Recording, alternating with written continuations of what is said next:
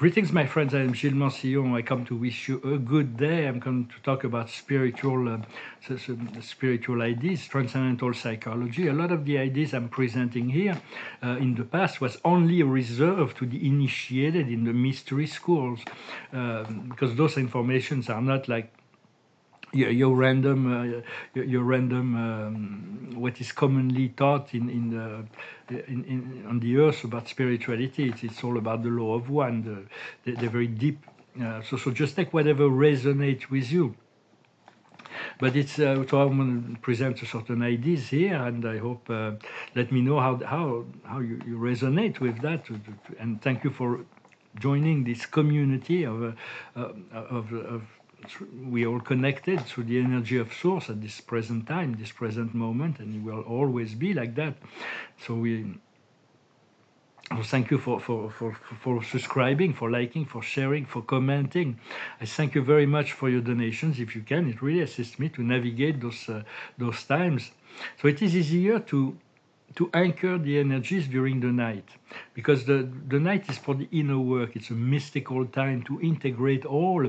The day is for creative activity, it's for action, but at the night there is so much that is going on. There's a lot more cosmic energy during the night.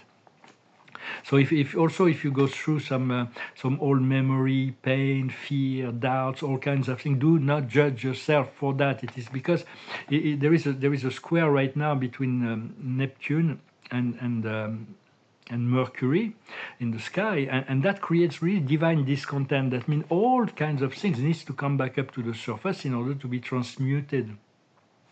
There is as well a great wave of cosmic energies that will favor a lot more of the source energy within all the arts, and people will recognize the healing power of art.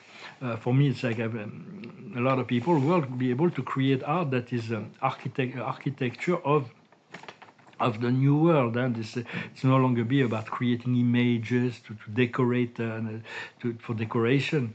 But galleries and museums will be very surprised, because they have to change and deal with this big change.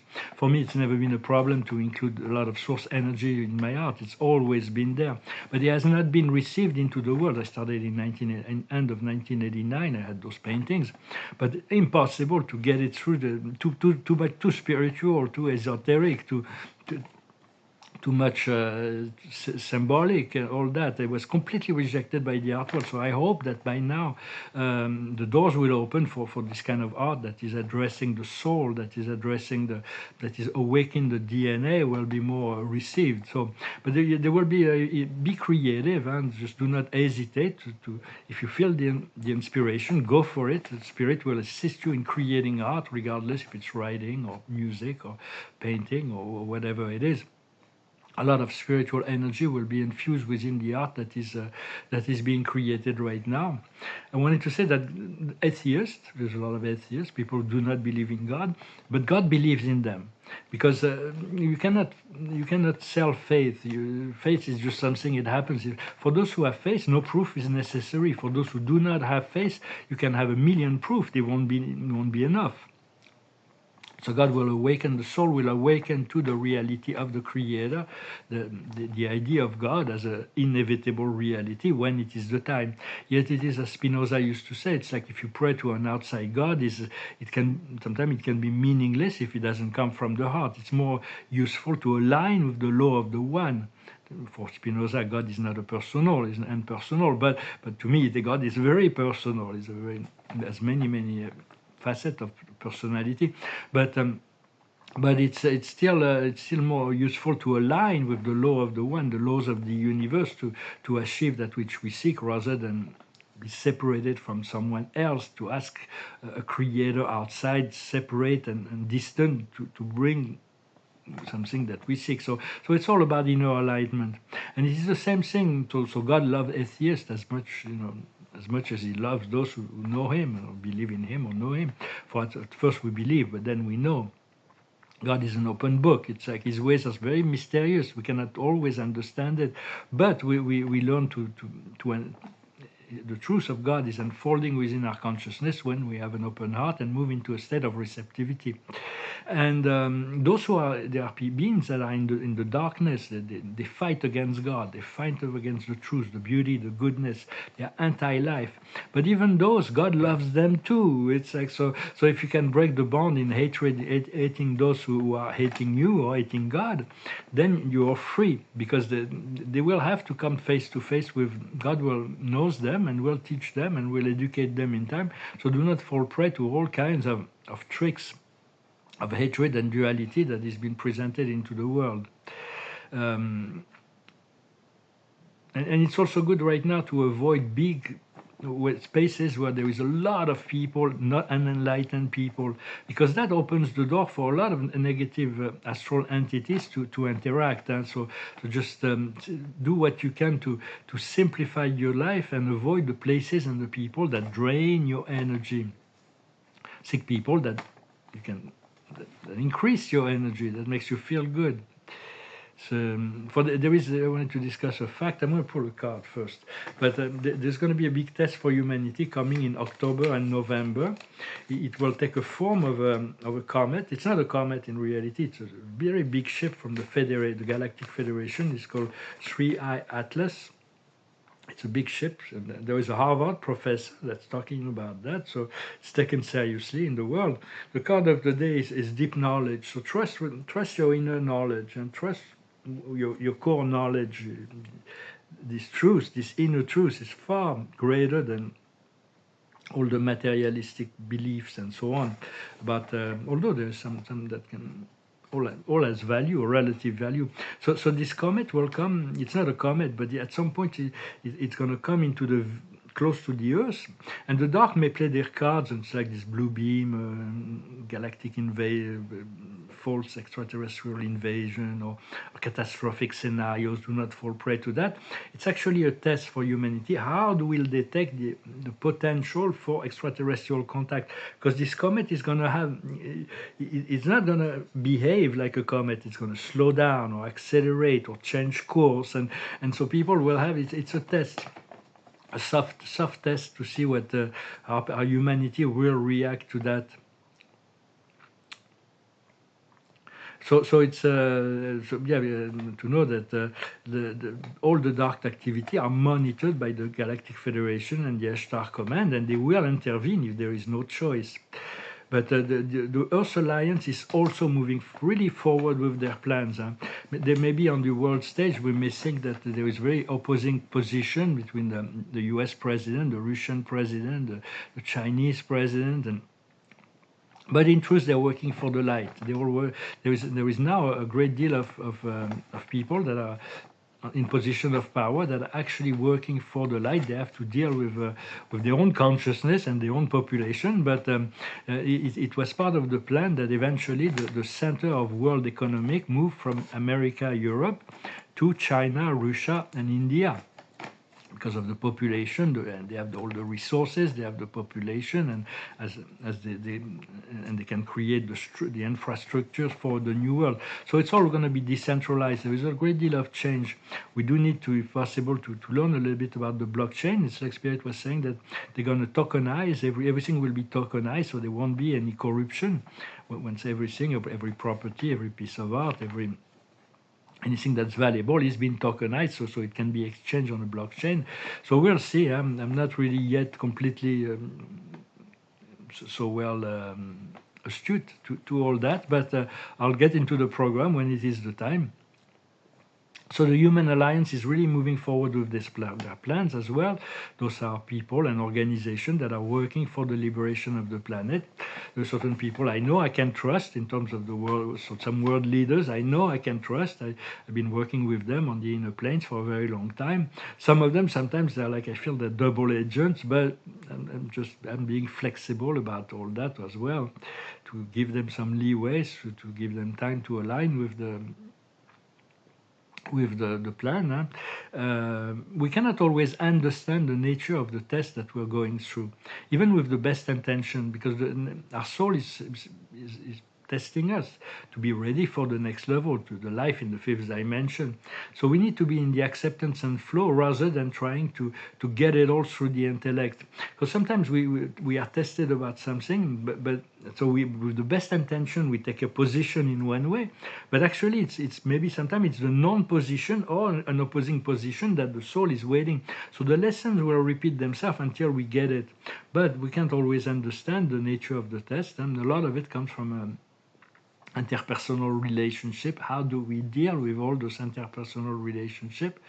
But we do need to find to seek out our own point of freedom, our own liberation, our own ascension, our own alignment with our divinity, rather than to wait for a collective breakthrough. Those who are waiting to believe in extraterrestrial, to see it on TV, it's going to wait a long time. Those who want to wait to know that God exists, that Jesus come down from the sky, they're going to wait a long time, because spirit needs to wait till the inner transformation has happened to reflect it as a mirror from the outside world. So just seek it inside of you. Everything, there is a God-sent transformation about this divine remembrance, about remembering. We knew we were going to forget our divine origin when we came here, but that doesn't change the fact that we are eternal beings, of eternal spirits, always connected to our Creator. But ascension is not for everyone. There is some souls that are younger. Everybody will come to realization, will come to receive in relationship to what they've given, with their realization according to their faith, and how much they have invested themselves in the process of their inner transformation. The universe will slow it, God will slow it down if someone is not ready, or accelerate it when someone is ready. But the ways of every time we think we figure it out, God will send us a curveball to show us that there's still more to learn. So just do not, just stay humble. Sometimes I feel like, it's like, oh, I'm really going through really difficulty. I know what I'm asking is coming, and so I shouldn't doubt it. But sometimes I feel like maybe it's like I'm preparing the ground for my next incarnation to have a paradise life, and I'm gonna, because it's like it's taking a long time, and so, but it's not what spirit is. He's telling me, I have much to do. This freedom is in this lifetime, this paradise life, in this incarnation. Because I realize I lived many lives as a king, as emperors, as president, and so in assuming the responsibility of power within a dark time, I might have made some mistake. And so, but God said He forgave me, and everything was balanced. So it's like I'm okay with it. Although I always try to serve the light in many of those incarnations, but I also had many lives, a very spiritual and simple life as free spirits. And my master guide told me, in this lifetime, I'm here to incarnate the powerful person of prosperity, as well as the simple yogi, to have exercise of power within the spiritual simplicity, which is something unique. He told me that I was here to incarnate here, and so looking forward, I feel I'm really there right now, and it is the manifestations will be coming. But if you fail an exercise in one lifetime, there is always a next one. Life is forever.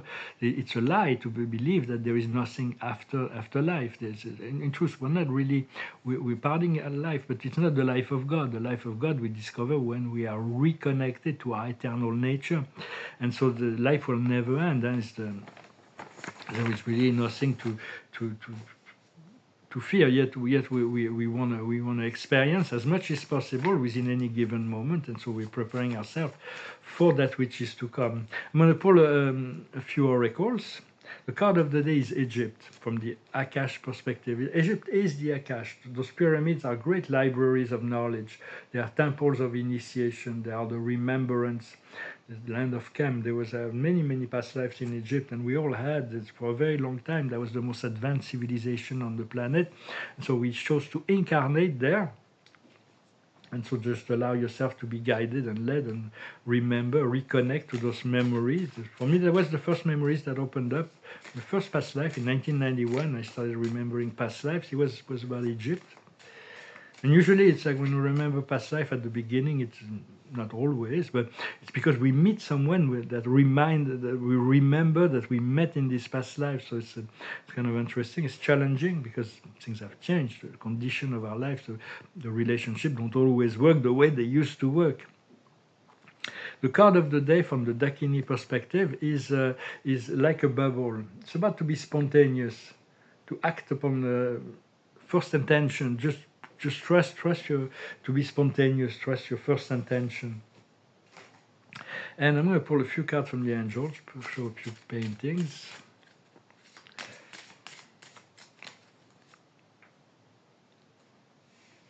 Card of the day, I was thinking, it's like today is a miraculous day, so we'll see what happens.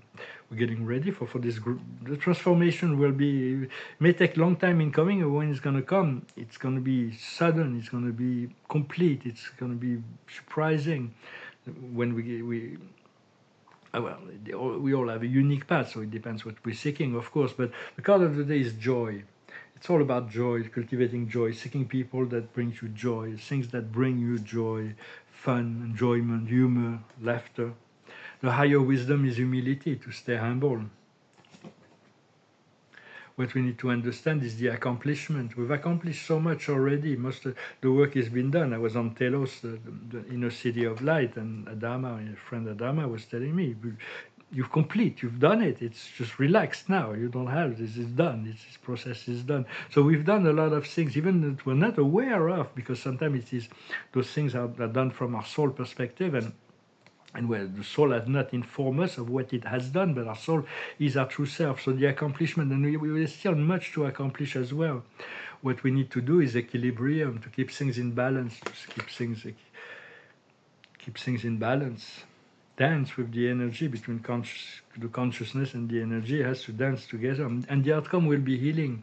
There's going to be the final healing, the completion, the return to the perfect divinity. For divinity, once we align with our divinity, illness cannot come in. It's just cannot happen. God does not do. It's completely detached from all lack, fear, judgment, sorrow. All of this is come from our own little creation, and we're transmuting it. So the healing is coming. So it's going to feel good to feel completely healed, and feel they have a word for that. It's called homeostasis. To feel that everything is in such a state that nothing, such a perfect state that nothing can be improved. Those times I've been there before. But then I return to the condition of my earth life. So it's like, but that is really what is coming, is the ability to find the balance and the homeostasis on the physical plane, to feel that we finally made it, and now it's only a creative flow that is moving forward. And so I thank you very much for supporting the channel. I thank you for your donations. If you want a private consultation, you can send me an email. I'm going to show a few paintings. So it's very simple, but there is a lot of course I could add some things to it, but it's like it's too there's too many subtle energy. I don't want to mess with it.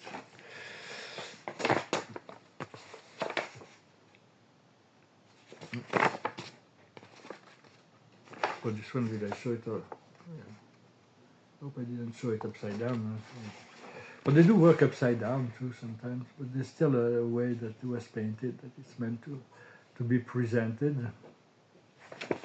And there's a lot of source energies, and people are going to start seeing the power, the healing power of art. Art is not just going to be decoration. It's going to communicate directly, send messages to the DNA. I really got to retrieve my art, my cosmological paintings and all that, because it's about the time to bring it into the world. But to be an avant-garde artist is really difficult. Modigliani, Van Gogh, and many others could not, whether they were not understood during their own lifetime. But I think it is because of the internet and the time. It's like now when I'm not going to have to wait another lifetime to feel that my art is going to be understood. I do hope that this will it will come into the. I will be able to bring it into the world in a unique way as well. If you're interested about painting, do not hesitate to contact me. I'm still very flexible when it comes to prices and so on. And I do want to anchor, bring those energies into the world. Well, my friends, thank you very much. I'm going to pull a last card from the Archangel. See what they want to add for the day. It's about divine behavior, divine conduct. It's really about it's the Hierophant. It's about wisdom, knowledge, being the Lord of Obstacle. And here it's the Archangel Sandalphon, who's also an ascended archangel. Look for meaning in your life. Envision a different approach. Surround yourself with friends and masters that have demonstrated great wisdom. So it goes with saying that it is good to find people and friends that you feel good, people that support you, and not people that try to oppose you at every turn. And we're really looking for a different approach to things. It's very, it's all coming into alignment, and new meaning will be revealed. So we have to look for meaning and value. Value is felt, meaning is understood. To put things in perspective in relationship to the meaning of our incarnation. So a lot of it is about service, but it's also about experiences and feeling good and being who we truly are, to express our highest passion and to share as much as possible. Well, my friends, I hope this message was interesting for you. Wish you a wonderful day, and I'll talk to you later. Namaste.